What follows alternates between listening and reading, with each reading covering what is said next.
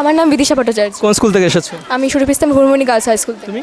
আমিও বৃষ্টি বিশ্বাস সুরভিস্তান থেকে। আজ পরীক্ষা কেমন দিলে? পরীক্ষা ভালোই দিয়েছি। কত অ্যান্সার করেছো? অ্যান্সার পুরোই একদম।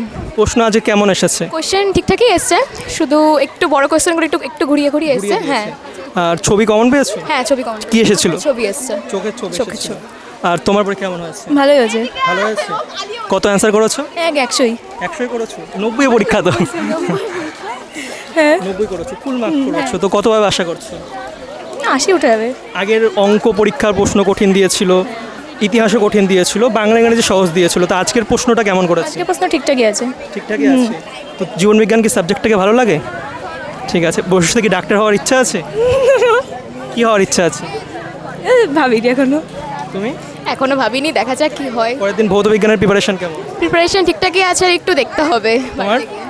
আমারও ঠিকঠাকই। ঠিক আছে, বেস্ট অফ লাক, পরের দিন ভালো করে পরীক্ষা দিও।